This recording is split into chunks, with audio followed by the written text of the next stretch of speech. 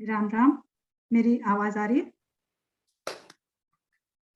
अ, राम जी और जानकी जी के साथ साथ मैं यहाँ उपस्थित सभी भक्तों को भी नमन करती हूँ और अपना एक राजस्थानी में लिखा हुआ गीत प्रस्तुत कर रही हूँ, जो कि मैंने खास आज ही के इस उत्सव के लिए, विवाह उत्सव के लिए ही लिखा है। भाषा बहुत आसानी से समझ में आने वाली है। फिर भी अगर कुछ शब्द ऐसे हों जो मुश्किल लगें, नहीं समझ में आ सकें, तो आप मुझे चैट बॉक्स में लिखकर पूछ सकते हैं। आशा है आपको मेरा गीत पसंद आएगा। आओ राम सिया का ब्याह की थन कथा सुनावा जी। आओ मधु जी थोड़ी राम आवाज थोड़ा सा बढ़ा दीजिए। आओ राम सिया का ब्याह की थन कथा सुनावा जी। आओ राम सिया का ब्याह की थन कथा सुनावा जी। नगर में जोश घणो भारी, नगर में जोश घणो भारी, तिलक रया सगळा नर नारी। आओ राम सिया का ब्याह की धरती का सगळा राजा जानकी परणवा आया।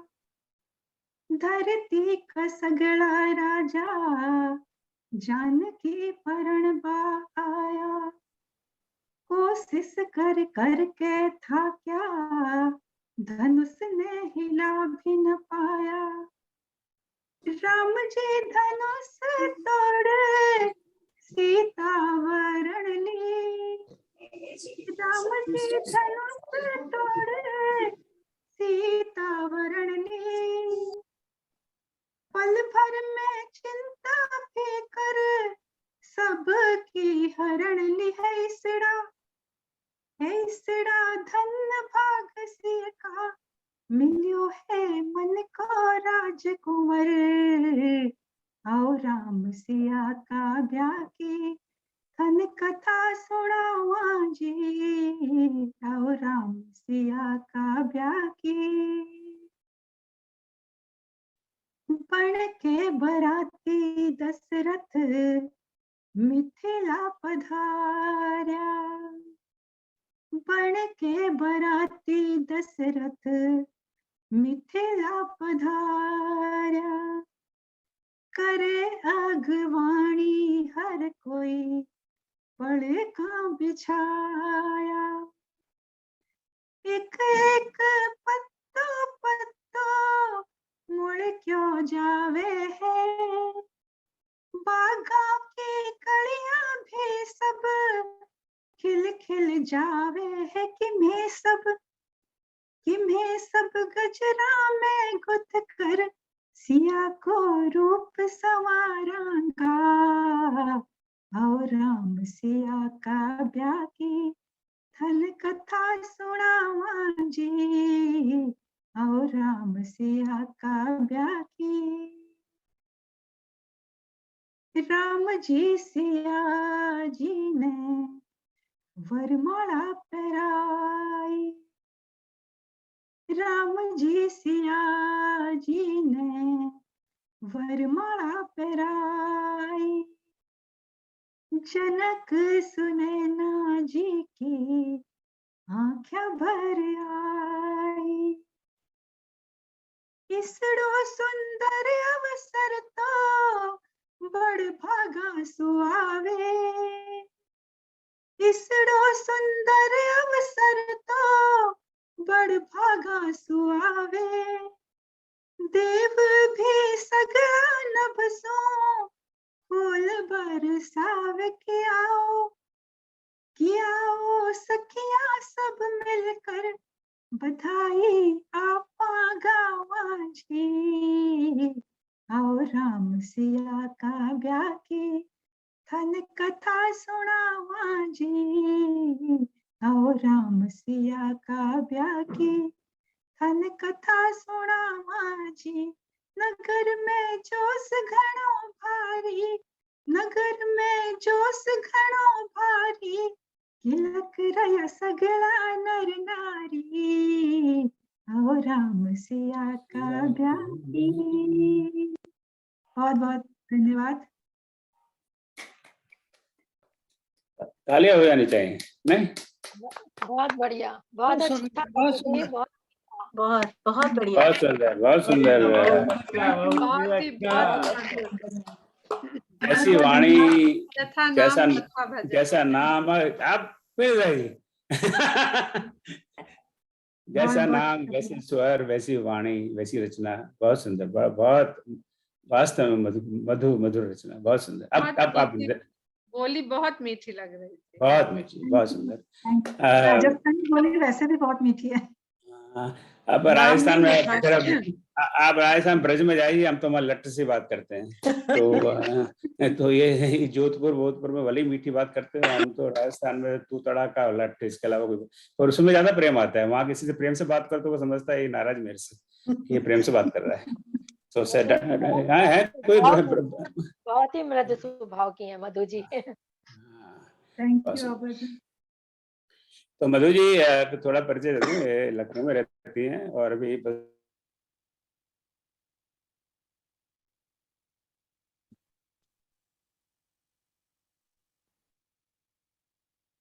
से हमारे इस ग्रुप में काम रहा और कई परिचय से बढ़ेंगे। तो सब सोचकर हमने एक राम हाइकू पीयूष की संकल्पना की है। वो एक हाइकू का एक संकलन होगा राम कथा पर, तो उस पर हमारे एक मीटिंग हो चुकी है, उसी अनाउंसमेंट थोड़े दिनों में फॉर्मल अनाउंसमेंट अभी करेंगे। उसी को कुछ एक प्रेरणा लेकर एक राम हाइकू पीयूष जो व्हाट्सएप ग्रुप बना है, उसमें हमने एक नई एक्टिविटी शुरू की है, राम हाइकू अंतावली, अंताक्षरी के मॉडल पर। एक हाइकू पहले लिखा गया, उसका जो अंतिम पंक्ति उसी से अगला हाइकू, और वो चलती रहे कड़ी। तो इतने सारे हाइकू वहाँ पर आ रहे हैं कि वो मेरा कंप्यूटर अब सोच रहा है कि अब मैं बहुत पुराना हो गया, नया बदल। अभी 6 महीने पहले तो बदला था, पर आदमी जब खाता रहता है ना, तो फिर हर 6 महीने कमीज बदलनी पड़ती है, साइज बदलता जाता है।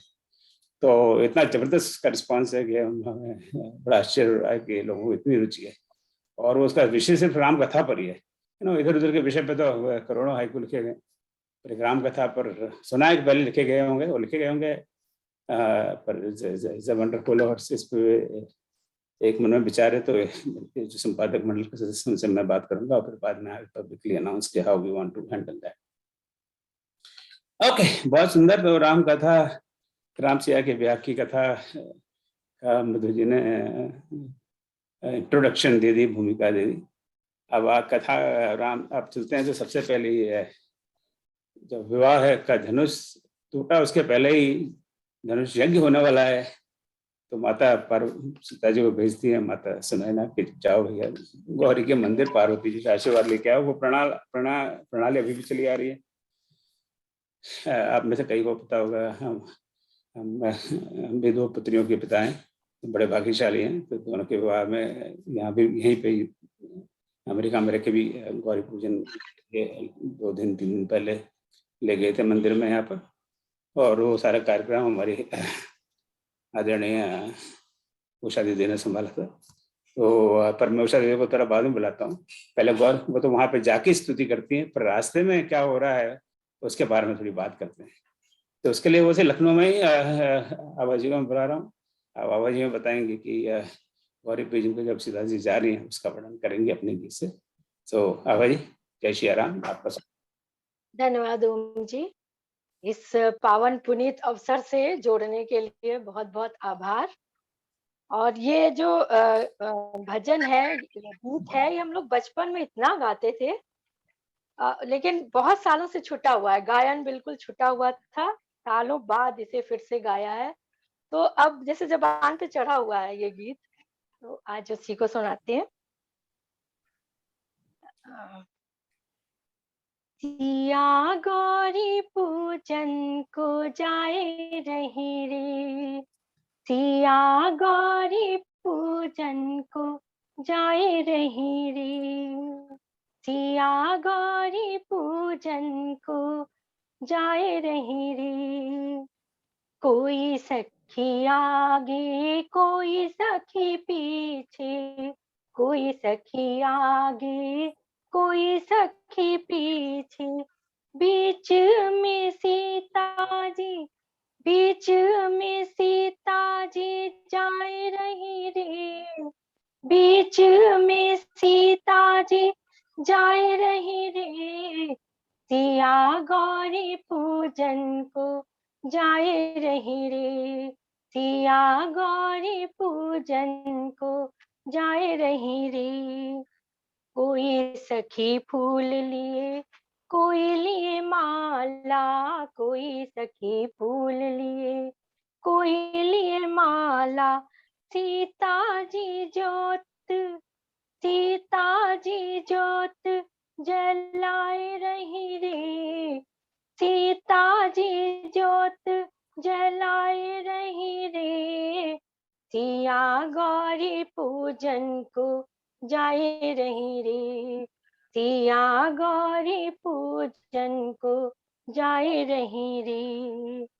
कोई सखी हाथ जोड़े, कोई छुए पैर, कोई सखी हाथ जोड़े, कोई छुए पैर, सीता जी शीश नवाए रही रे, सीता जी शीश नवाए रही रे, सिया गौरी पूजन को जाए रही रे, सिया गौरी पूजन को जाए रही रे। राजा दशरथ से ससुर जी मांगे, राजा दशरथ से ससुर जी मांगे, सासू कौशल्या सी मांग रही रे, सासू कौशल्या सी मांग रही रे, सिया गौरी पूजन को जाए रही रे, सिया गौरी पूजन को जाए रही रे। भरत लक्ष्मण देवर मांगे, भरत लक्ष्मण देवर मांगे, करुणा निधान पति, करुणा निधान पति मांग रही रे, सिया गौरी पूजन को जाए रही रे, सिया गौरी पूजन को जाए रही रे, सिया गौरी पूजन को जाए रही रे। धन्यवाद। बहुत बढ़िया आभा जी, बहुत सुंदर भजन। ताली बजाने में कंजूसी नहीं कर रहे हैं। बहुत बहुत बहुत ही अच्छा, सुंदर, बहुत सुंदर, बहुत सुंदर, बहुत अच्छा किया है। बहुत ही कंजूस होने की तो मधु जी, आभा जी, आप तो बहुत अच्छा गाते हैं। ये थैंक यू माया जी। कंजूस होने का एकाधिकार हम बनियों को मिला हुआ है, तो बाकी लोग कंजूसी ना करें। हाँ, आप ऐसे कंजूसी हम कर लेंगे। तो बहुत सुंदर आभा जी, आभा का आभार है, बहुत बढ़िया। तो आभा जी के बारे में बस मैं बता दूं, ये भी हमारे अभी जैसे मधु जी की बात की थी, इसी तरह ये भी राम हाइकू गोष्ठी के संदर्भ में जुड़ी, और उनका भी बराबर का योगदान रहा राम हाइकू गोष्ठी में। और अब आगे राम का हाइकू पुस्तक में ये भी एक संपादिका होंगी। और बहुत दोनों बहनें आभा जी और मधु जी व्हाट्सएप वगैरह मैसेज का बिल्कुल तुरंत रिस्पांस देती हैं। सो बहुत सुंदर से एकदम तीव्र गति से काम आगे बढ़ता है, और लोगों पे भी थोड़ा प्रेशर पड़ता है कि हम पीछे रह गए। तो अच्छा है, अब ये गति बनाए रखिए ताकि फटाफट अपना काम आगे बढ़ जाए। तो बहुत बहुत धन्यवाद आभा जी। चलिए अब सीता जी गौरी पूजन के लिए जा रही है, तो अब पहुंच गई है। मैंने भी पता लगा कि दरवाजे पर खटखटा कर रही है, और उनकी स्तुति करेंगे। तो स्तुति तो अब हम उषा दीदी से करवाएंगे। तो उषा दीदी, जय श्री राम, बस आप स्तुति गौरी जी की स्तुति सुना दीजिए।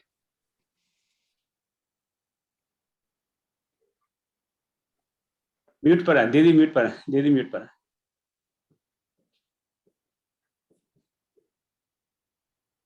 अनम्यूट। बहुत बहुत धन्यवाद और इस मंच को एक बार फिर से बहुत बहुत हार्दिक प्रणाम। स्नेह संबंध बड़े सुंदर प्रसंग पे जुड़े हैं फिर से। तो मैं अपनी सीता जी की बिनती की का प्रसंग है। शादी होती है जब लड़की की कन्या, तो उसको बहुत सारी चिंताएं मन में रहती हैं। हाँ, तो यहाँ सीता जी के मन में क्या चिंता है कि ये झलक तो देख ली थी राम जी की उन्होंने पुष्प वाटिका में कि इतने सुंदर सुकुमार हैं, मेरे पिता का इतना कठिन प्रण है। हाँ, जान कठिन शिव चाप बिसूरती, चली राखी उर श्यामल मूर्ति। फिर भी मन से मूर्ति हट नहीं रही है, लेकिन मन में ये हो रहा है कि बड़ा कठिन मेरे पिता का प्रण है और मैं कैसे ये सुकुमार उसको तोड़ेंगे। तो क्या होता है कि जब आदमी को एक उद्देश्य मिल जाता है ना, तो प्रार्थना में और इंटेंसिटी आ जाती है और भाव आ जाता है। अब हम कलयुग के इसमें तो हमारे पिता लोग ऐसा तो कोई प्रण नहीं करते हैं, लेकिन हर कन्या, मैं अपने पर्सनल एक्सपीरियंस के बस पे कहती हूँ, हर कन्या को ये रहता है मेरे पिता की इज्जत रहे, बारात अच्छे से आ जाए, बारात का स्वागत ठीक से हो, सब शादी कुशल हो। तो हर कन्या वो प्रार्थना करती है। और किससे करेगी? इष्ट से करेगी अपने, या देवी से करेगी, जो उनके इष्ट हो उनसे करे। यहाँ पार्वती जी को यहाँ बताया है कि वो शिव प्रेमी थी और पार्वती जी की पूजा रोज करती थी। तो अब ये विवाह का संबंध आ गया और वो अपनी सखियों के साथ, जैसा कि लोकगीतों में आपने सुना, और अब वो बिल्कुल मंदिर के दरवाजे पे पहुंच गई हैं और वहां जाके कहती हैं कि गई भवानी भगुन बहोरी। मेरे साथ गाओ राजा। बंदी चरण बोली कर जोरी, जय जय गिरिवर राज किशोरी, जय महेश मुख चंद्र चकोरी, जय गजवदन शटानन माता, जगत जननी दामिनी दुति गाता, नहीं तब आदि मध्य अवसाना, अमित प्रभाव वेद नहीं जाना, भव भव विभव पराभव करनी, विश्व विमोहनी स्वबस बिहारिणी, जय जय गिरिवर राज किशोरी, जय महेश मुख चंद्र चकोरी। फिर कहती हैं कि मोर मनोरथ जानहु नीके, बसहु सदा सब ही के, कीनहु प्रगट न कारण तेहि, अस कही चरण गए बैदेही। तो पार्वती सीता जी की विनती सुनकर आकाशवाणी होती है। पार्वती जी बोलती हैं कि सुनो सिय सत्य असीस हमारी, पूजहि मन कामिना तुम्हारी, मन जाहि राचो मिलहि सोवर, सहज सुंदर सावरो, करुणा निधान सुजानसी, स्नेह जानत रावरो, ही भांति गौरियसी सुनसी सहित ही हर्षियली, तुलसी भवानी पूज पुन पुन, मुदित मन मंदिर चली, जान गौरी अनुकूल, सिय हर्ष न जाए कही, मंजुल मंगल मूल, बाम अंग फरकन लगो। तो सीता जी का बामा अंग फड़कने लगा और सीता जी को सब शकुन होने लगे कि अब मेरी बात बन जाएगी, मुझे पार्वती जी का आशीर्वाद है। और मैं, ओम जी ने मुझसे इतना ही कहा था, लेकिन मैं एक बात और कहूँगी कि इधर सीता जी ने पार्वती जी की पूजा करके आशीर्वाद लिया, उधर राम जी ने फूल तोड़ के पुष्प वाटिका के प्रसंग के बाद अपने गुरु को जाकर पुष्प अर्पित किए और वहाँ जाके सब कहानी बता दी कि ऐसे ऐसे हम सिया जी से मिले। तो गुरुदेव का आशीर्वाद जो है वो राम जी को मिला है कि तुम्हारे सब मनोरथ पूरे होंगे। राम वो भी जान गए कि ये आंख लड़ा आए हैं और उनकी मानसिक स्थिति देख के गुरुजी पहचान जाते हैं कि क्या इनकी इच्छा है। तो बस ये इस प्रसंग से कि जब दोनों को अपने अपने अनुकूल वर प्राप्त हो गए, आशीर्वाद प्राप्त हो गए, तो अब प्रसंग ब्याह का शुरू होता है। प्रणाम। कंजू से बहुत सुंदर, कोई तालियां नहीं, कुछ नहीं। बहुत सुंदर, बहुत बहुत सुंदर, बढ़िया, बहुत बढ़िया, बहुत सुंदर, बहुत ही सुंदर प्रसंग, रोचक, एकदम रोचक। और क्या चाहिए? हाँ, बहुत सुंदर, ये तो उस समय थोड़ा शोर शराबा। असल में हम लोग तो स्तब्ध रह गए ना सुन के, इसलिए चुप हो गए बिल्कुल। बहुत सुंदर, जय श्री राम, बहुत सुंदर दीदी। तो उषा दीदी के बारे में तो मैं क्या कहूँ, आप कई बार को सुन भी चुके हैं। मैं ह्यूस्टन आए करीब 20 साल हो गए और जब से आए तब से इनके संरक्षण में रह रहे हैं और उनकी प्रेरणा से जो भी हो रहा है इनकी प्रेरणा से हो रहा है। तो उषा दीदी और हमारे मेरा भाई साहब source of support to us. हमारे दोनों बेटियों का विवाह हुआ, उन्होंने पूरा काम उन्होंने संभाल लिया, सारा मार्गदर्शन हमें दिया। ओम जी को तारीफ करनी बहुत आती है, आप सब तो परिचित हैं, इसलिए मैं क्या कहूँ। We are really so grateful to you दीदी। आपको पता है मैं ऐसी झूठी तारीफ नहीं करता और मुझ में I wish I had that quality, क्योंकि आज समाज में उसकी बहुत जरूरत है कि झूठी तारीफ करो, मन में कुछ बाहर कुछ, पर वो सगुण मुझ में नहीं आया है। अब नहीं आए तो ही ठीक है, अब पता नहीं कितने साल रहे, तो जो भी है, पर ये मेरे बिल्कुल दिल को अनम्यूट करके और ये चल रहा था। बहुत रुच के और बहुत डूब के उषा जी ने इस प्रसंग को हम लोग तक पहुंचाया। वाकई बहुत ही सुंदर।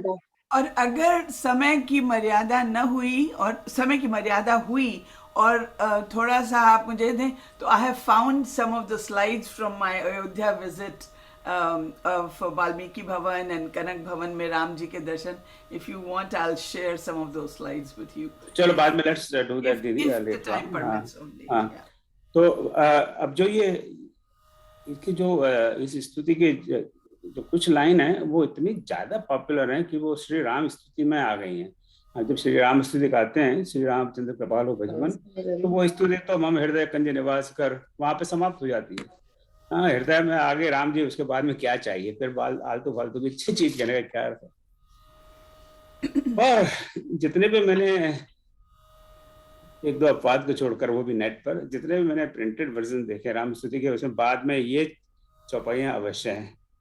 मन जाहिरा चऊ मिलई सोबर सहज सुंदर सांवरो करुणा निधान सुजानशील स्नेह जानत रावरो भांति गौरी आशीष सुन सिय सिय कहिय हर्षि अली तुलसी भवान पूजे पुनि पुनि मुदित मन मंदिर चली जान गौरी अनुकूल सिय हर्ष जात गए मंजर मंगल मूल बाभंग बरकन लगे।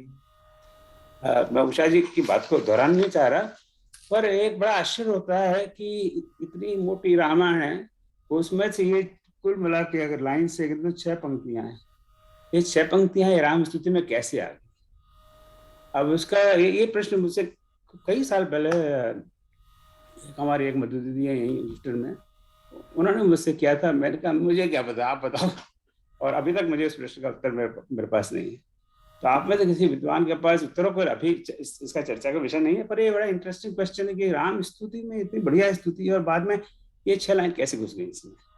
तो इसके पीछे भी कोई इतिहास रहा होगा। एंड सब beautiful lines, and I would like to know some point in time, आप सब लोग इस पर विचार करें। और किसी को कुछ जो इस विषय में विद्वान है, रुचि रखते हैं रिसर्च में, और आपको पता हो कि इसका कैसे इन 6 रामचरितमानस की 6 पंक्तियों का रामस्तुति में कैसे, और रामचरितमानस की जो गीता प्रेस की प्रिंटेड पुस्तक है उसमें रामस्तुति नहीं है कहीं भी। ये भी एक बड़े आश्चर्य की बात है। रामायण जी की आरती है, फिर रामशला का है, पर रामस्तुति नहीं है। वो बड़ा अजीब सा लगता है कि रामस्तुति क्यों नहीं है, पर वो चलो गीता प्रेस का निर्णय हुआ। तो एक बात करना जरूर है। और दूसरी इसमें जो पंक्ति है वो मुझे बहुत प्रिय है, मोर मनोरथ जानू नीके बसहु सदा बस है से। अब उसका भी मैं थोड़ा सा एक इतिहास बता रहा हूँ आपको।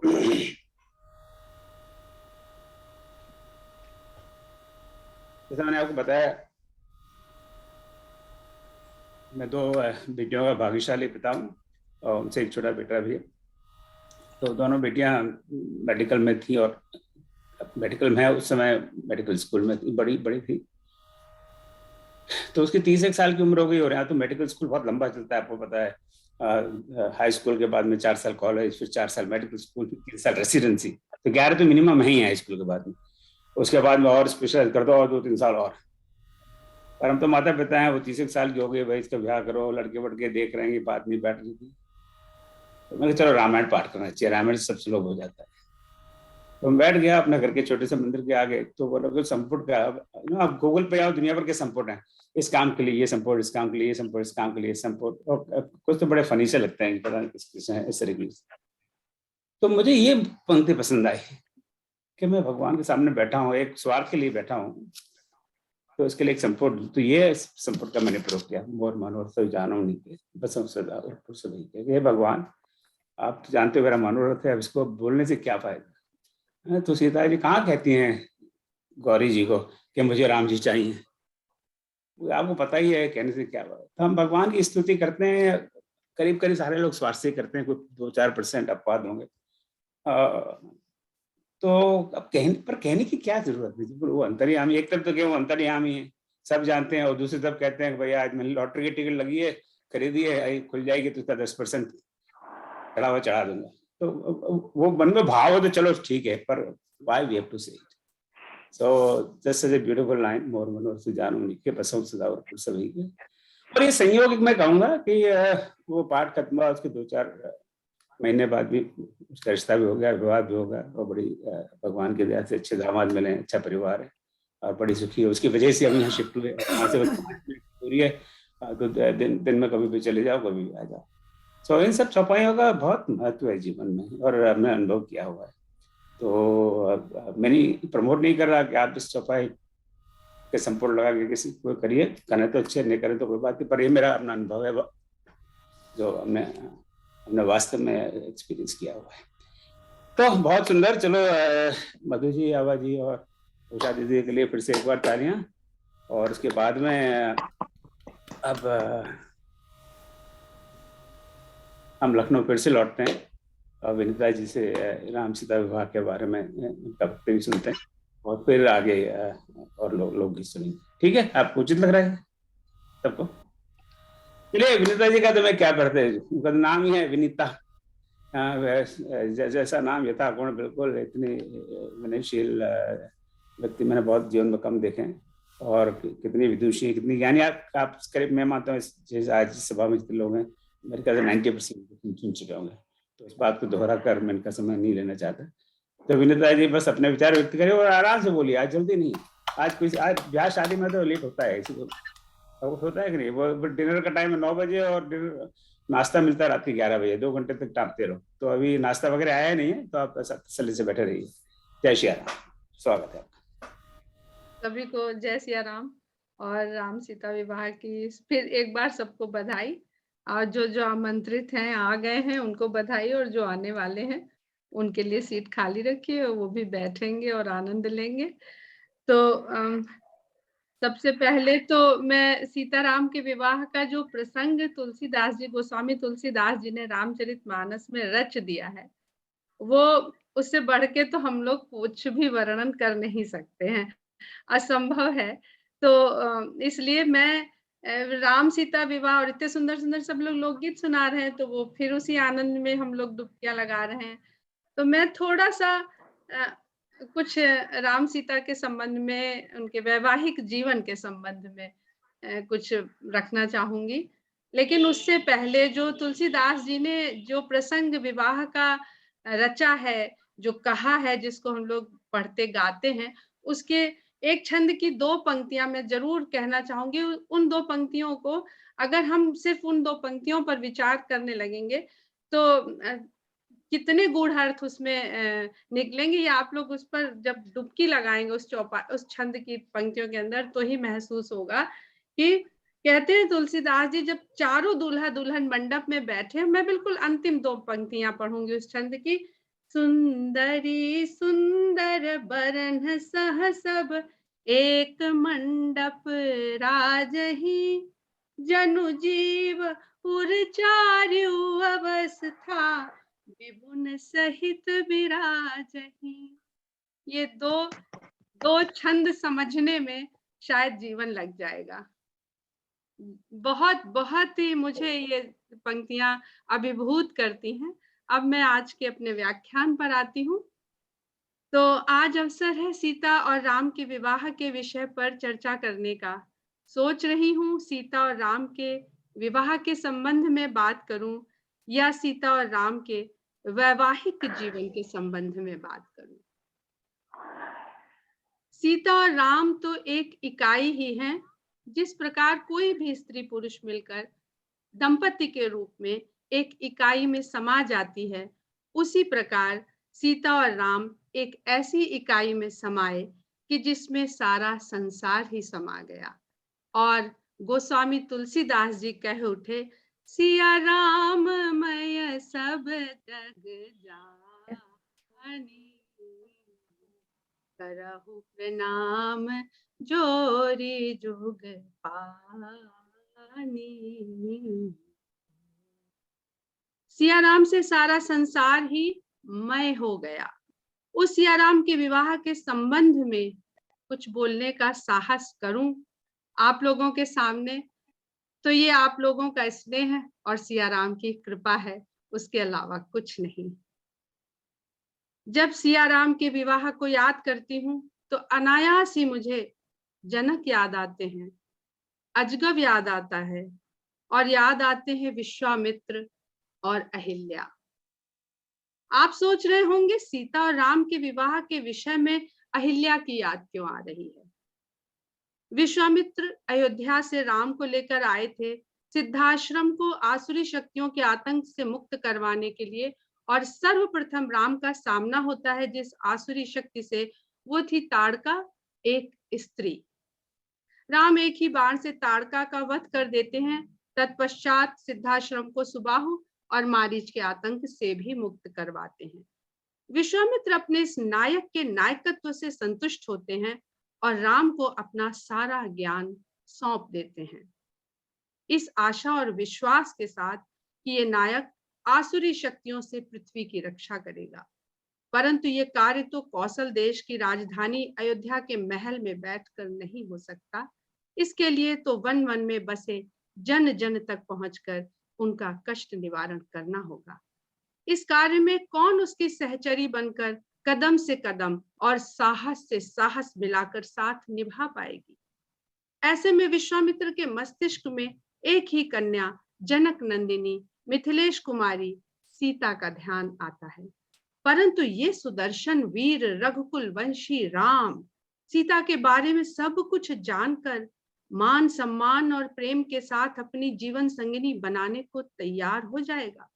ये प्रश्न विश्वामित्र के मस्तिष्क में जन्म लेता है। इसके साथ ही गौतम ऋषि के आश्रम की घटना उनके मन मस्तिष्क में कौंध सी जाती है। वो जनकपुरी जाने से पहले गौतम ऋषि के आश्रम का मार्ग साध लेते हैं और मन में विचार करते हैं कि वही सिद्ध होगा कि वो राम को लेकर मिथिला की ओर आगे बढ़ें अथवा नहीं। राम की पद यात्रा के ये 3 जोड़ी पद संसार के लिए एक अद्भुत अतुलनीय प्रेरक युग कथा रचने चल पड़े, जिनमें से 4 पद तो यही रहेंगे, किंतु एक जोड़ी पद परिवर्तित हो जाएंगे स्वयं विश्वामित्र के द्वारा, और वहां सम्मिलित होंगे वो एक जोड़ी पद जो राम के जीवन को संपूर्णता देंगे। भविष्य की वो पद यात्रा जिसमें राम होंगे, लक्ष्मण होंगे, किंतु विश्वामित्र के स्थान पर होंगे सीता के पद, और जिन्हें शामिल करेंगे स्वयं विश्वामित्र। जिस प्रकार पग पग चलकर इस पद यात्रा के द्वारा विश्वामित्र ने राम को ज्ञान, शक्ति, जगत कल्याण का मार्ग दिखाया और उसके लिए राम को प्रेरित किया, अब भविष्य में सीता पूरी तरह से विश्वामित्र के रिक्त स्थान को भरेंगी राम के लिए। न केवल राम के लिए बल्कि आगे चलकर राम की संतान के लिए भी। वही विश्वामित्र होंगी राम की भावी पीढ़ी को जगत कल्याण की शिक्षा संस्कार देने के लिए। सीता केवल तुम ही हो सकती हो विश्वामित्र, क्योंकि विश्वामित्र ने स्वयं तुम्हें चुना है इस उद्देश्य के लिए, और वे स्वयं ही तुमको स्वयं बना रहे हैं राम के लिए। राम को तो वे अनेक शस्त्र शास्त्र विद्याएं देंगे, किंतु सीता को तो स्वयं की भूमिका ही दे दी विश्वामित्र ने। राम को यहाँ लाने का उनका उद्देश्य उनकी अपेक्षा से अधिक सफल रहा। राम की लोकप्रियता का ये प्रथम चरण देख विश्वामित्र आर्य संस्कृत के भविष्य को लेकर आश्वस्त हो गए, और उन्होंने हृदय में अपने द्वितीय चरण का ताना बाना बुनना आरंभ कर दिया। समाज में एक अजब सी व्यवस्था लागू है स्त्री और पुरुष के मध्य भेदभाव की, जो प्राचीन काल से ही चली आ रही है। इसके पीछे अनेक कारण रहे होंगे हर समाज के, कुछ देश काल परिस्थिति भी उत्तरदायी रही होगी, किंतु ये भेदभाव रहा है तो रहा है, और आज तक इसके लिए संघर्ष चल रहा है। तत्कालीन व्यवस्था भी इससे अछूती नहीं रही। कहीं उसे पूजनीय बनाया गया, कहीं शोषण किया गया, तो कहीं उसे साधन बनाया गया। विश्वामित्र इस मापदंड पर भी राम को परखना चाहते थे। युवा होता हुआ राम समाज के इस लिंगात्मक भेदभाव पर क्या दृष्टिकोण रखता है। जनकपुरी में होने वाले धनुष यज्ञ के बारे में जानकर राम की उत्सुकता और जागी। उन्होंने अपने जीवन काल में अपने राज्य में इस तरह का कोई यज्ञ नहीं देखा सुना था। विश्वामित्र ने उससे जुड़े सीता के वर खोजने की बात बताकर किसी भी बड़े कार्य या अनुष्ठान को यज्ञ की संज्ञा दी जाती है, और इस पूरे कार्य का संपादन मन वचन कर्म से रत होकर एक पवित्र भाव से किया जाता है, ऐसा समझाया। उन्होंने ये भी कहा कि इस धनुष यज्ञ में सम्मिलित होने के लिए अनेक राजाओं को आमंत्रित किया गया है। उन्होंने राम से कहा, राम तुम क्षत्रिय हो और एक राजकुल के ज्येष्ठ पुत्र हो, ऐसे अनुष्ठान में बिना निमंत्रण तुम्हारा जाना उचित नहीं, किंतु इस समय तुम मेरे संरक्षण में हो और मैं ही तुम्हारा अभिभावक हूँ। मैं एक ऋषि हूँ, मैं जहां भी जाऊंगा वही मेरा आमंत्रण होगा, क्योंकि मेरा उद्देश्य स्वहित नहीं परहित या जनहित होता है। इसलिए तुम्हारी इच्छा है तो कहो। राम की उत्सुकता सीता स्वयंवर के बारे में जानकर संकोच में पड़ गई। विश्वामित्र ने तब कहा, राम तुम इस अनुष्ठान में प्रतिभागी की तरह नहीं, मेरे साथ दर्शक की भांति चलोगे, अतः तुम्हें यह संकोच त्याग देना चाहिए। ये जानकर राम को संतोष हुआ। विश्वामित्र के मन में चल रहा है राम और सीता का मेल। क्या वो संसार के लिए सही रहेगा, उपयोगी और कल्याणकारी होगा? यही सब चिंतन विश्वामित्र के हृदय को मथ रहा है। अचानक उनके हृदय में बिजली सी कौंधती है। अहिल्या, हाँ, अहिल्या के धरातल पर राम की स्त्रियों के प्रति संवेदना को परखा जा सकता है। समाज में लागू नियम और व्यंजनाएं राम को प्रभावित करती हैं या उसकी अपनी संवेदनाएं? ताड़का के संबंध में उसका दृष्टिकोण और निर्णय स्पष्ट और त्वरित था, जबकि वो एक स्त्री थी। अब परखना होगा अहिल्या जैसी प्रतिष्ठित आर्य स्त्री के प्रति, जिसका सामाजिक अभिव्यंजनाओं के कारण उसकी जो स्थिति और उपेक्षा है, उसे राम किस प्रकार लेता है। विश्वामित्र की आंखों में चमक, अधरों पर हल्का स्मित और हृदय में निश्चिंतता छा गई। इसके आगे की कथा के बारे में सभी लोग जानते हैं। और सीता और राम के विवाह का जो वर्णन गोस्वामी जी ने रामचरितमानस में किया है, इतना सुंदर वर्णन तो मैं कर नहीं सकती। अतः अब मैं सीताराम के दाम्पत्य के संपूर्णता के व्याख्यान की ओर बढ़ती हूँ। राम परम ब्रह्म है और सीता उसी ब्रह्म की आदि शक्ति, जिसे हम संपूर्णता की दृष्टि से सीताराम या सियाराम कहते हैं। सीता ब्रह्म की आदि शक्ति हैं, माया है, स्त्री है। सीता भी उतनी ही आत्मनिर्भर व स्वेच्छाचारी हैं जितने राम अर्थात ब्रह्म।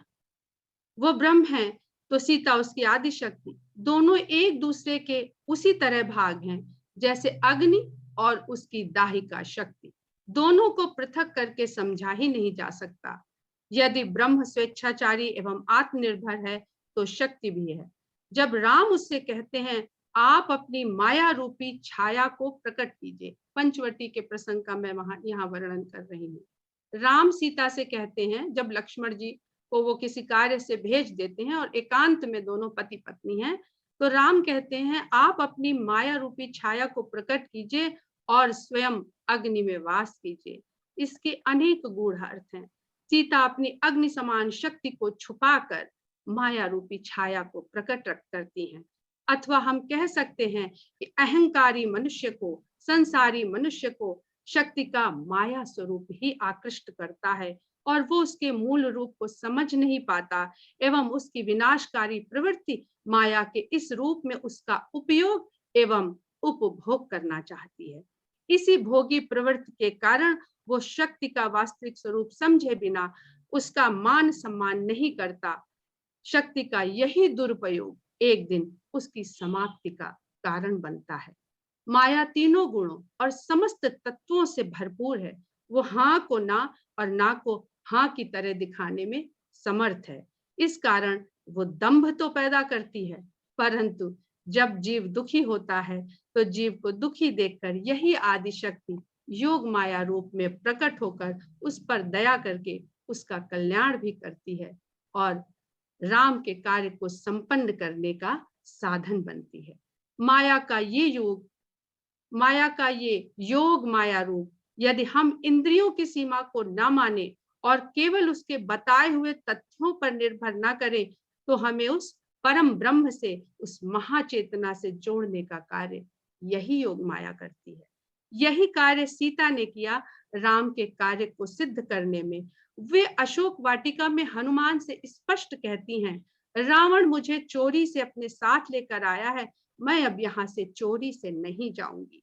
जब राम बहादुरी के साथ उसकी लंका में प्रवेश कर रावण को युद्ध में परास्त कर मुझे लेकर जाएंगे, तभी उनकी कीर्ति होगी, तभी उनका प्रभाव बढ़ेगा और उनका आचरण अनुकरणीय होगा। इसलिए तुम जाओ, मैं उनके आने तक अपने प्राणों को धारण करके रखूंगी।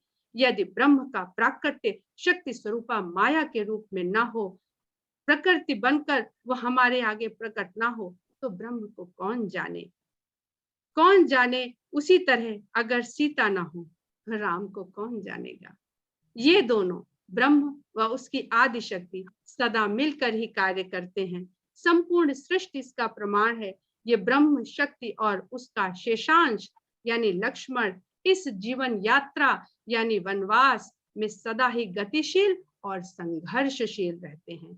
तीनों एक दूसरे के पूरक ही नहीं बल्कि एक दूसरे के अंश ही हैं, या कहें कि एक ही हैं। एक के उद्देश्य की पूर्ति के लिए अगला सदा प्रस्तुत होगा, जो संसारी लोगों को कष्ट के रूप में दिखाई देता है। हम कह सकते हैं कि एक को कष्ट होगा तो दूसरा स्वयं कष्ट उठाने को भी तैयार होगा और कष्ट निवारण को भी। यही इस परमात्मा का परम सत्य है। इसे हम अपनी क्षमता, सामर्थ्य और आस्था के अनुसार सगुण, निर्गुण, साकार, निराकार, ब्रह्म, प्रकृति, शिव, शक्ति, सीता, राम कुछ भी कह सकते हैं, किंतु प्रत्येक भाव प्रदर्शन एवं समर्पण में केवल सीताराम में एक रूपता प्रकट होती है और उसके पीछे एक ही कारण है, प्रेम। अब हम बात करते हैं सीता किस प्रकार राम को संपूर्णता प्रदान करती हैं और विश्वामित्र की दूरदर्शिता को सिद्ध करती हैं। राम काज में सहायक होकर दाम्पत्य को पूर्णता प्रदान करती हैं। सीता वाल्मीकि आश्रम जाने के नाम से आनंदित हो उठी। ये सीता के गर्भवती होने के पश्चात का एक प्रसंग है, जब वो गंगा के किनारे वाल्मीकि आश्रम में अपनी गर्भावस्था का समय बिताना चाहती हैं। मैं सीधे उसके अंतिम प्रसंग पर आ रही हूँ कि सीता वाल्मीकि आश्रम जाने के नाम से ही आनंदित हो उठी और चलने के लिए वैसे ही प्रस्तुत हो गई जैसे राम दशरथ द्वारा वनवास दिए जाने के पश्चात महल के सुख साधन पीछे छोड़ चल पड़े थे। आश्रम जीवन भोगने के लिए महलों की किसी भी वस्तु की आवश्यकता हो भी क्या सकती थी। लक्ष्मण ने कहा, भाभी आप किसी को सूचित किए बिना ही चलेंगी, अन्यथा माताएं कदापि आपको जाने नहीं देंगी। सीता, मुझे ज्ञात है लक्ष्मण, चलो प्रस्थान करते हुए मैं आर्यपुत्र के दर्शन करती चलूं। सीता राम के कार्य कक्ष की ओर चल पड़ी। आजकल ऐसा अक्सर होता है कि राम राजकाज के कार्यों को संपादित करने हेतु तो महल में आकर भी कभी रात्रि के अंतिम प्रहर तक तो कभी भोर से पहले वहीं रमे रहते हैं। सीता के पहुंचते ही द्वारपाल ने शीश झुकाकर उनके प्रवेश में असमर्थता प्रकट की और द्वार बंद होने की विशेष अवस्था देखकर सीता किंचित चिंतित हुई, किंतु द्वारपाल ने उन्हें आश्वस्त किया कि महाराज अत्यंत दुरूह राजनीतिक कार्यों की समीक्षा कर रहे हैं, अतः उनकी आज्ञा है कि कोई भी भीतर प्रवेश ना करे, वे स्वयं ही बाहर निकलेंगे, किंतु कब पता नहीं। सीता को अचानक लगा कि वे अपने प्रिय राम के द्वार पर नहीं, अयोध्या नरेश राम के द्वार पर खड़ी है, जहां उनका प्रवेश निषिद्ध है। और इस विदुषी सीता को एक क्षण में इस अवस्था की व्यवस्था समझ आ गई। वे लक्ष्मण के पास पहुंची और शांत भाव से रथ पर आरूढ़ हो गई। उनके चढ़ते ही लक्ष्मण ने रथ आगे बढ़ा दिया और सीता की विचारधारा ने उन्हें पीछे पहुंचा दिया। उनके मस्तिष्क में घूम गया वनवास गमन, उनका हरण और 1 वर्ष पश्चात रावण का मरण, और आज इस तरह उनका वन गमन, वो भी बिना राम के। सीता परिस्थितियों की कड़ियां जोड़कर भविष्य के एक और परीक्षात्मक अध्याय के लिए स्वयं को तैयार कर रही थी। लक्ष्मण की पीठ पर उन्हें अयोध्या की झलक मिल रही थी और उनके रथ चलाने की भाव भंगिमा से उन्हें लक्ष्मण की मनोदशा का भी भान हो चुका था। राम के किस आदेश का पालन करने को राम का ये शेषांश आज अपने को पूर्ण करने का प्रयास कर रहा था, ये भी सीता समझ रही थी। आज राम के इस कार्य को सीता ही पूर्णता प्रदान करेंगी, क्योंकि वे राम की अर्धांगिनी है और राम को पूर्णता केवल सीता दे सकती है। सीता के वन गमन के पश्चात राम ने पूरी तरह से दाम्पत्य का त्याग कर दिया और स्वयं को राजा राम की भूमिका में पूरी तरह से उतारकर उस भूमिका का सार्थक निर्वहन किया और संसार के कल्याण के लिए राम राज्य का उदाहरण प्रस्तुत करने में संलग्न रहे। क्या इस राम राज्य की परिकल्पना हम सीता और राम के त्याग के बिना कर सकते हैं? विवाह का अर्थ ही होता है एक ऐसा सामाजिक उत्तरदायित्व जो स्वार्थ से सर्वदा परे होता है। जो विवाह स्वार्थ के लिए किए जाते हैं उनमें कटुता उत्पन्न हो सकती है, किंतु जो परमार्थ के लिए किए जाते हैं वे संसार को सदा प्रेम रूपी अमृत चखाते रहते हैं। मैं अपने वक्तव्य को अपनी एक कविता के साथ विराम देने के लिए आप सबकी अनुमति चाहती हूँ। राम की स्वीकारोक्ति। इसमें राम के वेदना का मैंने वर्णन करने का प्रयास किया है। बहुत लोगों ने इसे पहले भी सुना होगा, लेकिन आज ये कविता के बिना ये वक्तव्य मुझे अधूरा लग रहा है। राम कह रहे हैं, सबने बल देखा था मेरा, दुर्बलता कोई ना देख सका। मैं छुपा रहा, तुम चली गई, मैं वो क्षण भी ना देख सका। मैं छुपा रहा, तुम चली गई, मैं वो क्षण भी ना देख सका। मैं कह पाता तो कहता, मैं कह पाता तो कहता, मैं सह पाता तो कहता। तुम सबला थी, मैं निर्बल था, तुमसे तो मैं दुर्बल था। तुम सबला थी, मैं निर्बल था, तुमसे तो मैं दुर्बल था। तुम निर्जन में भी सबल रही, मैं महलों में भी निर्बल था। तुम निर्जन में भी सबल रही, मैं महलों में भी निर्बल था। ये प्रेम ही शक्ति बनता है, और दुर्बल भी वो करता है। ये प्रेम ही शक्ति बनता है और दुर्बल भी वो करता है। मैं धनुष उठा तो सकता था, पर नयन न तुमसे मिला सका था। दुखी तुम्हारे कष्टों से, पर किसी को मन ना दिखा सका। समय चला, चलता ही गया। समय चला, चलता ही गया। संताप मेरा ना मिटा सका। हर पुकार बस मन में रह गई। स्वर तुम तक पहुंचा न सका। जो मैंने तुमसे कहा नहीं, क्या ऐसा ही था कहा नहीं। जो मैंने तुमसे कहा नहीं, क्या ऐसा ही था कहा नहीं। यदि कह पाता क्या कहता मैं, यदि कह पाता क्या कहता मैं। अपराधी सा बस रहता मैं स्वयं स्वयं से बचा गया। हाँ, तुमने मुझे क्षमा किया। मैं आज भी ये दुख सहता हूँ, तेरे नाम के पीछे छुपता हूँ। मैं आज भी ये दुख सहता हूँ, तेरे नाम के पीछे छुपता हूँ। जब तक ना तेरा नाम जुड़े, आधा अधूरा रहता हूँ। ये भी तो त्याग तुम्हारा है, तुमसे ही प्रेम हमारा है। तुम बल थी मेरा सदा रही, चाहे पास रही या जुदा रही, चाहे पास रही या जुदा रही। जैसे बहुत बढ़िया, बहुत बहुत अद्भुत अद्भुत। बहुत ही सारगर्भित, बहुत ही ज्यादा अच्छा। बढ़िया, बहुत आलमबाग ज्यादा। का मजा आ गया रामायण का। बधाई है विनीता जी, बधाई है। भावाभिभूत हो गई हैं। नीता जी अद्भुत। सीता और राम के उस भाव में आप खो गई हैं। बहुत सुंदर व्याख्या और गीत की प्रस्तुति, बहुत सुंदर। शब्दातीत, बहुत अच्छा सुनाया अद्भुत, वाह, नीता जी। व्याख्या, बहुत ही अच्छे तथ्य निकाल कर लाई हैं आप। जनकपुरी प्रस्थान से लेकर वाल्मीकि आश्रम तक का वर्णन कर दिया आपने। बहुत सुंदर विनीता जी, बहुत सुंदर। बहुत और सुंदर, तो इसमें से आप बहुत क्या सुंदर। गूढ़ बहुत अर्थ निकलेगा उसको भी समझ में आ रहा है, उसको भी महसूस कर पा रहे हैं। बहुत अद्भुत।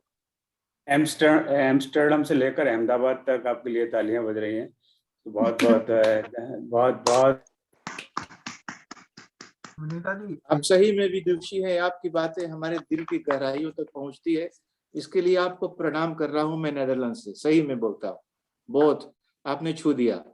वाह विनीता जी, आप हमेशा ऐसा लगता है कि ये आपका नेहले पर देहला था, परंतु हर बार एक नया देहला लाते हैं आप। ये इतने देहले लाते कैसे हैं आप? आप कुछ मत बोलिए प्लीज। धन्य है विनीता जी, धन्य है। विनीता, बहुत सुंदर वर्णन। बस जी भर आया ऐसे अंत में तो। बहुत अच्छे अच्छे प्रसंग निकाल के लाई आप। बिल्कुल। चलिए भजन सुनिए, माहौल बदले। संगों की खान है ना विनीता। विनीता का तो विनीता जी आपको, विनीता जी तो अकर बोलती ही रहती है विद्युतापूर्ण। तो तब इनको पहली बार सुना था हमने, और वो यूट्यूब पर कहने के होगा, और आप चाहे तो मैं उसको भेज सकता हूँ। तो आप उनका वो वक्त भी सुनिए, तो आपको इनकी सोच की गहराई का पता लगेगा कि कितने गहन से इनकी सोच। बहुत बहुत धन्यवाद। ऐसा ही बस आप सोचते रहें, बोलते रहें विनीता जी। आपको मैं शुभकामनाएं दूं या आशीर्वाद दूं या क्या दूं पता नहीं, मेरे लिए क्या उचित होगा ये भी मुझे नहीं पता, पर बस मेरी मनोकामना ये है कि जीवन पर्यंत आप बस इसी तरह मंथन करें, विचार करें, मनन करें और समाज के साथ शेयर करें। समाज में आप जैसे लोगों की बहुत जरूरत है, क्योंकि मिथ्या आलाप प्रलाप करने वाले तो बहुत हैं, और दुनिया भर के भगवा वस्त्र पहन के। आई एम सॉरी, मैं बहक रहा हूँ, गलत दिशा में जा रहा हूँ, पर सही बात कहना, सही बात सोचना, इस तरह की और सही बात बोलना, सारी तीनों बातों का एक साथ होना बहुत विनीता जी को सुन के बहुत से भटके लोगों का नजरिया भी बदल सकता है। ये ताकत रखती है। तो चलो, बहुत सुंदर। अब थोड़े से लोकगीत सुने। अब कहाँ तक पहुंचे थे हम? अब गौरी ने तो आशीर्वाद दे दिया सीता जी को, और वहाँ विश्वामित्र ने जी बात सफल मनोरथ तो हो ही तुम्हारे। हाँ, विश्वामित्र जी का आशीर्वाद मिल गया, गौरी जी का आशीर्वाद मिला। अब उसको तो अब कौन रोक सकता है। परशुराम जी ने प्रयास तो किया, पर वो भी उनको लीला करनी थी। उनको भी अब संन्यास आश्रम में जाना था, और उसके बाद में धनुष टूट गया।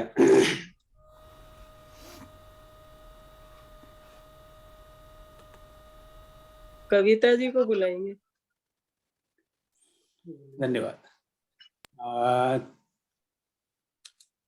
अब धनुष तो टूट गया, अब तो पर अब फटाफट शादी विवाह हो, पर इतनी जल्दी नहीं। वही तो रामचरित मानसिक गरिमा है कि शर्त तो पूरी हुई, इसका मतलब ये नहीं कि आप फटाफट तीनों चट्ट मंगनी पट्ट ब्याह। अब तो मंगनी हुई, अभी ब्याह होना तो बाकी है।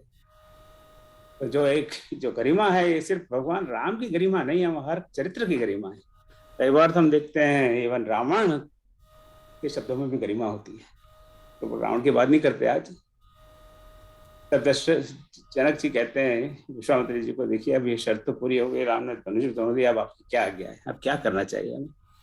मतलब करना क्या चाहिए अब इनके पास? इनकी अयोध्या संदेश भेजो ताकि पता लगे उनको कि हाँ आपके पुत्र ने इतना जबरदस्त काम कर दिया है, और आए बारात लेके।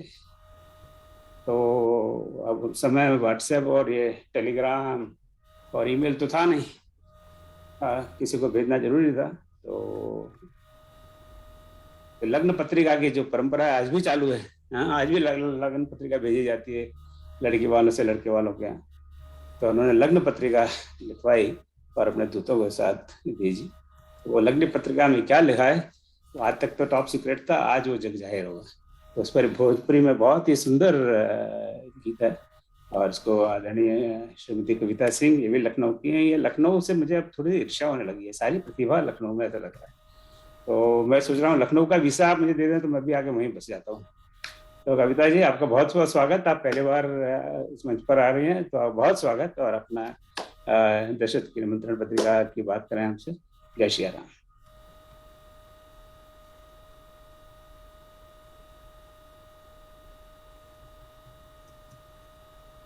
स्वागत कविता जी, आप बोलिए। आप बिल्कुल तैयार है, आपका म्यूट भी नहीं है।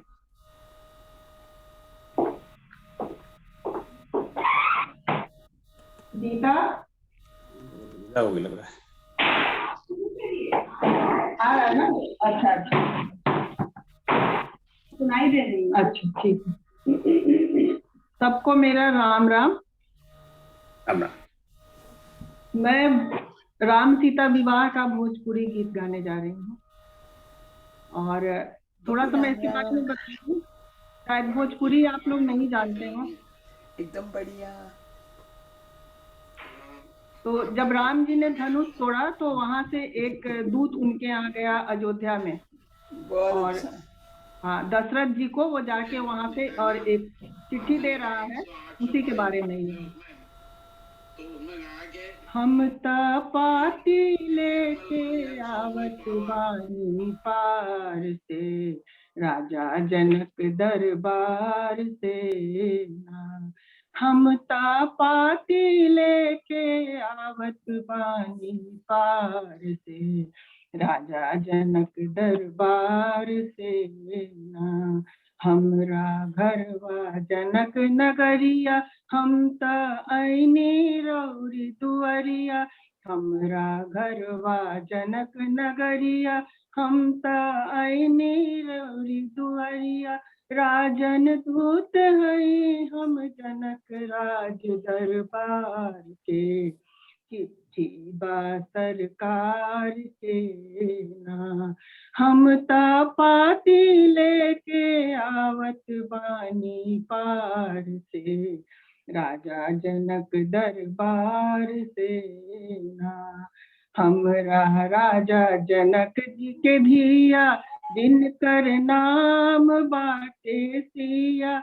हमरा राजा जनक जी के धिया, जिनकर नाम बाटे सिया।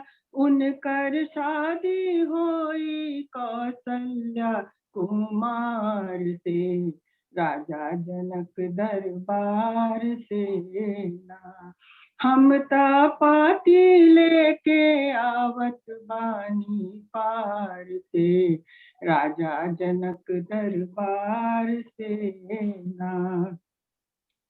प्रतिज्ञा रहे जनक जी के भारी, पूरा कैले अवध बिहारी, प्रतिज्ञा रहे जनक जी के भारी, पूरा कैले अवध बिहारी, गैले देश देश के राजा उमा हार के, राजा जनक दरबार से ना। हम ता पाती लेके आवत बानी पार से, राजा जनक दरबार से ना। विश्वामित्र मुनि के साथ अइले लक्ष्मण और रघुनाथ, विश्वामित्र मुनि के साथ अइले लक्ष्मण और रघुनाथ, लोगवा पागल भइले भोली सुरतिया निहार के, राजा जनक दरबार से ना। हम ता पाती लेके आवत बानी पार से, राजा जनक दरबार से ना। राजा दशरथ जी के लाल, धनुष तोड़ करी जयमाल, राजा दशरथ जी के लाल, धनुष तोड़ करी जयमाल, तीनों लोक भैल बा करके जय जयकार से, राजा जनक दरबार से ना। हम ता पाती लेके आवत बानी पार से, राजा जनक दरबार से ना। पढ़ ली चिट्ठी के सब बात, लेके आ जाई बरियात, पढ़ ली चिट्ठी के सब बात, लेके आ जाई बरियात, शादी खातिर शुभ दिन निमन न लगन निकाल के, राजा जनक दरबार से ना। हम ता पाती लेके आवत बानी पार से, राजा जनक दरबार से ना। हम ता पाती लेके आवत बानी पार से, राजा जनक दरबार से ना।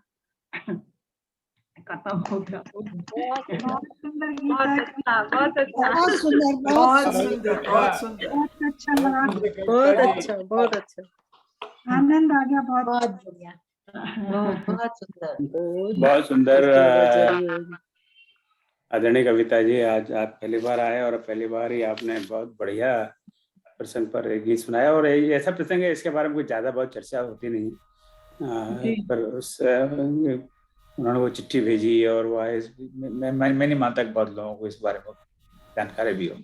तो वो राम कथा का बहुत महत्वपूर्ण अंग है, क्योंकि जब तक परिवार का आशीर्वाद नहीं मिलेगा उसकी बिना ब्याह किस काम का।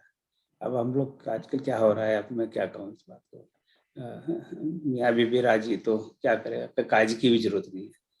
और पर वो भी सफल हो तो कोई बात नहीं, पर वो ब्याह टिकते भी नहीं है ना, साल 2 साल बाद में। पर ये दुर्भाग्य है, चलो संस्कृति में जो हो रहा है सो हो रहा है। बहुत सुंदर। तो ये ग्रामचरित, ये भोजपुरी का इतना सुंदर भजन, अभी इसके पहले राजस्थानी का भजन सुना था। तो हिंदी भाषा के इतने सारे डायलेक्ट्स हैं, भोजपुरी है, राजस्थानी है, और राजस्थानी में तो कई प्रकार की राजस्थानी है। जोधपुर में जो राजस्थानी बोलते हैं वो अलग है, मारवाड़ में बोलते हैं वो अलग है, हमारे ब्रज में बोलते हैं वो तो बिल्कुल लट्ठ ब्रजभाषी है, तो मध्य प्रदेश की मालवा की अलग है। तो अलग अलग डायलेक्ट्स हैं। तो आपको चूंकि ये मौका मिला तो इस बारे में थोड़ी जानकारी दूं कि तुलसी रामायण 1008 पंक्तियों का करीब 6-7 महीने पहले विमोचन किया था, उसकी हार्ड कॉपी भी प्रिंट हो गई है। तो वो मैं उस हार्ड कॉपी के लिए बात नहीं करना चाह रहा था, मैं बात इसलिए करना चाह रहा था कि उस पुस्तक का कई भाषाओं में अनुवाद हो रहा है। तो एक तो बंगाली में अनुवाद हो चुका है, वो अब सेकंड हो रहा है, मराठी में भी अनुवाद शुरू हो गया है, और विनीता जी स्वयं उसका अवधि में अनुवाद कर रही हैं। अब आप बोलेंगे अवधि में क्या अनुवाद, पर अब ये नहीं कि चौपाइयाँ दोहे भी हमारे कहाँ समझ में आते हैं, उसको भी अगर कोई सरल हिंदी में लिखे या अवधि में लिखे तो पता पड़े ना। तो सुंदरकांड तक तो पहुंच चुकी हैं, अब पता नहीं कहाँ तक पहुंची हैं। तो अब मेरे ख्याल से 1-2 दिन में समाप्त कर देंगी। तो अवधि में तो जो एक सामान्य अवधि व्यक्ति हो जो बहुत पढ़ा लिखा ना हो, उसको उसमें पढ़ने में बड़ा आनंद आएगा। तो आप में से किसी को इंटरेस्ट हो, इस तरह की एक्सपर्टीज हो, उसका भोजपुरी में अनुवाद करना चाहें या और इतने सारे डायलेक्ट्स हैं, मुझे सब नाम भी याद नहीं, तो आप मुझे बताएं। I will be very happy अगर आप कर सकें तो। उनका डेफिनेटली ऑनलाइन एडिशन तो मैं रख देंगे वेबसाइट, और अगर आवश्यकता हुई तो we can also print that. तो रामचरितमानस में 2 चिट्ठियों की बात होती है। एक तो ये चिट्ठी है जो जनक जी दशरथ जी को भेजते हैं, बड़े प्रेम वाली चिट्ठी, आमंत्रण वाली चिट्ठी आई है, बेटे का ब्याह करिए। और दूसरी चिट्ठी कौन सी है, उसका जिक्र ना करें तो अच्छा। मलिक जी आप मत बोलिए, मलिक जी आप मत बोलिए, आप बोलिए। तो दूसरी चिट्ठी है वो है कि जो लक्ष्मण जी भेजते हैं रावण के पास, सुंदरकांड में हम कहते हैं। तो 2 चिट्ठियों का जिक्र है, दोनों चिट्ठियां बड़ा एक प्रेम का संदेश देती हैं, और दूसरा अब आप जानती हैं क्या संदेश देती हैं। तो चिट्ठियों का बहुत महत्व है। हम लोग अब चिट्ठी लिखना भूल गए, पर थोड़ा बहुत कभी साल 2 साल में का चिट्ठी लिख लेनी चाहिए। They play very important part in our society. तो चलो, मेरी इधर की बात तो चलती रहेंगी। अब दशरथ जी का निमंत्रण मिल गया तो लागी जुड़न बारात हैं, तो बारात जोड़ने लगे सब लोग अपने अपने, जैसा जिसका स्थान है उसी प्रकार से, जैसी जिसकी पोजीशन है उसी प्रकार से उनको रथ। वहां भी कितनी मर्यादा है। दशरथ जी पहले वशिष्ठ मुनि को आमंत्रित करते हैं, आप महाराज आप विराज, ये नहीं कि पहले राजा दशरथ चढ़ गए और बाकी साधु संत बाद में आते रहेंगे, तो उनको क्या है, ऐसा कुछ नहीं है। तो हर प्रसंग में, हर लाइन में मर्यादा है। अब बारात तो आ गई यहाँ पर, तो बारात आई तो उसका जरा स्वागत तो हो। तो उसके लिए अब डेटन ओहायो में सरोज दीदी हैं, अब ये बारात का थोड़ा स्वागत करेंगी। आइए सरोज दीदी, आप अपना लोग सुनाएं। जय श्री राम। मैं सभी को प्रणाम करती हूँ। ये मेरी स्वरचित ही रचना है, और मैंने इसमें अपने मतलब छंद के अनुसार जो कहना चाहिए, अपने मानस, उसको मैंने मानस शब्द दिया है। जो हमारा रामचरित मंथन है ना, पूरा जो संयोजन जो है, ये इसको मैंने मानस कह के इसमें प्रयुक्त किया है, इसलिए आप लोग समझ जाइए। और इसमें जो बाराती घराती जो हैं वो सारे हमारे मानस परिवार के हैं, तो आप सभी इसमें बाराती सब हैं। तो और जैसा कि जानते हैं कि शादी लगन एक शब्द, मैंने इसमें लगन शब्द प्रयोग किया है क्योंकि लगन दो अर्थों में आता है। एक तो विवाह के रूप में भी आता है, और एक हम लोगों के यहाँ जो है शादी से पहले जो निमंत्रण पत्र भेजा जाता है, लगन पत्रिका कही जाती है, वो उसको किया है प्रयुक्त। फिर मैंने भगवान जी घोड़ी पे भी चढ़ते हैं, घोड़ी पे भी चढ़ा दिया उनको। बारात में आप लोगों को ले आई मैं सब, और सीता जी जयमाला पहनाती हैं और विवाह होता है। और वर जो है राम जी सीता जी को हमारे मानस में लेके आते हैं। हमारा क्योंकि इस मानस को ही मैंने मेन स्थल बनाया है जहाँ से सारे इसके वो शकुन वगैरह होते हैं। और अंत में जो है वर वधु को राम जी सीता को लेकर हमारे इस मानस मंदिर में आ जाते हैं, और फिर लास्ट अंत में बधाई होती है। तो ये मैं प्रयोग किया है जैसा भी है। सिया राम जी को रचियो ब्याह, लगन आई हरे हरे लगन आई हमरे अंगना। सिया राम जी को रचियो ब्याह, लगन आई हरे हरे लगन आई हमरे अंगना।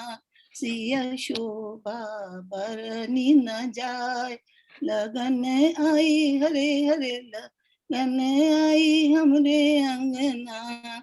रघुनंदन चढ़े हैं बारात, लगन आई हरे हरे लगन आई हमरे अंगना।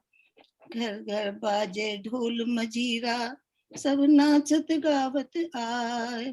घर घर बाजे ढोल मजीरा, सब नाचत गावत आए।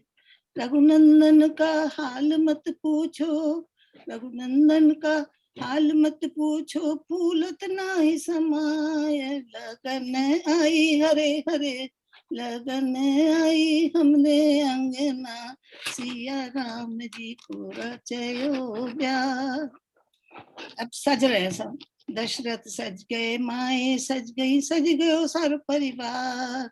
दशरथ सज गए माए सज गयो सारो परिवार। और रघुनंदन तो ऐसे सज गए जैसे श्री भगवान, लगन आई हरे हरे लगन आई हमरे अंगना, सिया राम जी को रच रयो ब्याह। भरत भी सज गए लखन भी सज गए शत्रुघ्न भैया। भरत भी सज गए लखन भी सज गए शत्रुघ्न भैया। हर्षित हो चले बराती, हर्षित हो चले बराती, नाचे ताता थैया, हाँ नाचे ताता थैया। लगन आई हरे हरे लगन आई हमरे अंगना, सिया राम जी को हो गयो ब्याह। लगन आई हरे हरे लगन आई हमरे अंगना। भरत भी तुम भी फिर है, तुम भी सज गए हम भी सज गए सारे बराती। तुम भी सज गए हम भी सज गए मानस परिवार। सिया राम की जुगल जोड़ी की, सिया राम की जुगल जोड़ी की, हो रही जय जयकार भैया हो रही जय जयकार। लगन आई हरे हरे लगन आई हमरे अंगना, सिया राम जी को रचयो ब्याह। शीश मुकुट पीतांबर सोहे गल मोतियन को हार, शीश मुकुट पीतांबर सोहे गल मोतियन को हार। होके घोड़ी पे सवार बनना चला जनक के द्वार, होके घोड़ी पे सवार बनना चला जगत जनक के द्वार। बधाई बाजे हरे हरे बधाई होवे मेरे अंगना, सिया राम जी को हो गयो ब्याह। बधाई होवे हरे हरे बधाई होवे हमरे अंगना। कर में थाम जय माल सिया जी, होले होले पग धरती। कर में थाम जय माल सिया जी, होले होले पग धरती। नमन नमन नयन से रघुनंदन को, नमन नयन से रघुनंदन को, माला अर्पण करती हो माला अर्पण करती। बधाई बाजे हरे हरे बधाई होवे हमरे अंगना, सिया राम जी को हो गयो ब्याह।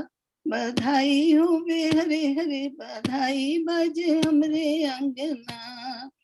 ब्याह हो गयो मगन हो गए हम तो भैया भारी, ब्याह हो गयो मगन हो गए हम तो भैया भारी, हाँ हम तो भैया भारी। राम सिया मानस घर आए, राम सिया मानस घर आए। चिरजीवो ये जोड़ी प्यारी, हाँ चिरजीवो ये जोड़ी न्यारी। बधाई बाजे हरे हरे बधाई बाजे हमरे अंगना, सिया राम जी को हो गयो ब्याह। बधाई होवे हरे हरे बधाई होवे हमरे अंगना, सिया राम जी को हो गयो ब्याह। नमस्कार सबको, प्रणाम। बहुत सुंदर बहुत सुंदर बहुत सुंदर। बहुत अच्छा सरोज जी। सरोज जी सब कुछ ही समेट लिया इसमें, बहुत सुंदर गीत और इतना अच्छा लगा सबको सुन के। बहुत सुंदर बहुत सुंदर। और मुझे लगता है ऐसे ही कार्यक्रम करने चाहिए, नहीं? आपको क्या लगता है? क्या मेरे जैसे बोरिंग लोग जाके यहाँ पे भाषण देने लगते आप चार चांद लगा देते ना उसमें। हाँ जरूर जरूर बीच में कह के नहीं, बहुत मजा, बहुत आनंद आ रहा है। तो कहने का तरीका होता है खाली कि किस तरह हम अपनी बात को कह रहे हैं, अपने ऊपर लेके मगर सच्चाई व्यक्त कर रहे हैं कि कार्यक्रम कर रहे हैं। सरोज जी हमारी बड़ी दीदी है, अब तो आप भाई का हौसला नहीं बढ़ाएंगे तो कैसे काम चलेगा? तो इनका अपना निहित स्वार्थ है, छोटे भाई को जरा कुछ करना चाहिए। तो बहुत धन्यवाद, आप ऐसे करते रहिए। हाँ चलो अब फिर से सत्य बोल रही हूँ, झूठ से तो फिर मैं से झूठी तारीफ नहीं करी, पर सत्य बोल हाँ रही हूँ। सब आगे चलते हैं। ये अमेरिका में है अभी और थोड़ा पूर्व की दिशा में बढ़ते हैं। तो हमारे यहाँ कहते हैं गोती भाई और गोती बहन। तो हमारी गोती भाई गोती बहन हमारे गोत्र की बंसल हैं, माया बंसल जी। तो आज का अंतिम भजन सुनाएंगी माया जी, आपका आमंत्रित है, स्वागत है। आदरणीय अध्यक्ष महोदय श्री ओम भाई साहब और आप सभी मानस प्रेमियों को मेरा सादर प्रणाम। आज सीताराम विवाह के उत्सव पर मैं एक गीत प्रस्तुत कर रही हूँ। गीत असल में डुएट है, किंतु आप मेरी एक ही आवाज में इस गीत को सुन पाएंगे। ये गीत मेरे लिए बिल्कुल नया है और मुझे गाने का कुछ अभ्यास भी नहीं रहा है। ये ऑनलाइन ऑफिस और क्लासेस ने तो बिल्कुल ही गूंगा बना दिया है। तो बीच में कुछ गलती हो जाए तो मैं क्षमा चाहूंगी। तो आप गीत सुने। राम सिया के शुभ ब्याह की घड़ी है, मिल मंगल गाओरी। राम सिया के शुभ ब्याह की घड़ी है, मिल मंगल गाओरी। मिथिला नगरिया में धूम मची है, सब मिल खुशियां मनाओरी। राम सिया के शुभ ब्याह की घड़ी है, मिल मंगल गाओ रे। सब मिल खुशियां मनाओ रे। संग चारों भाई अनूप सोहे, वर वधू सुख धाम है। मेहमान को कह सके, मंगल भवन सिया राम है। मंगल भवन सिया राम है। सारी नगरिया में और भई है, सब मिल पुण्य कमाओरी। सब मिल पुण्य कमाओरी। राम सिया के शुभ ब्याह की घड़ी है, मिल मंगल गाओ रे। सब मिल खुशियां मनाओ रे। विधि का विधान देखो, हो रहा मिलन, हो रहा मिलन। देवगण मुनि जन सकल जग कर रहे नमन, कर रहे नमन। धन्य धन्य हुई आज जनकपुरी है। धन्य धन्य हुई आज जनकपुरी है। सब मिल मंगल गाओ रे। सब मिल मंगल गाओ रे। लगे पखारन पाँव पंकज, प्रेम तन पुल कावली। लगे पखारन पाँव पंकज, प्रेम तन पुल कावली। नव नगर ग्राम निशान जय धुन, उमग जन चहुँ दिस चली। गंगा जिन चरणन विराजे, सारी सृष्टि के निधिपति। निज ध्यान में हर क्षण है रत, जिनको जपे जोगी जति। संग चारों भाई अनूप सोहे, वर वधू सुख धाम है। मेहमान को कह सके, मंगल भवन सिया राम है। मंगल भवन सिया राम है। सारी नगरिया में भोर भई है, सब मिल पुण्य कमाओ री, सब मिल पुण्य कमाओ रे।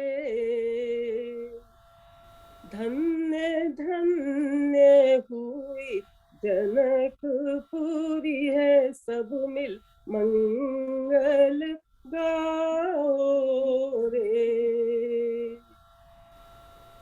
दानों में दान, महादान कन्यादान, दानों में दान, महादान कन्यादान, राजा जनक करते सिया का शुभ दान। विधि का विधान देखो हो रहा मिलन, देवगण मुनि जन सकल जग कर रहे नमन। धन्य धन्य हुई आज जनकपुरी है, नियति की लीला अद्भुत भई, सब मिल मंगल गाओ री।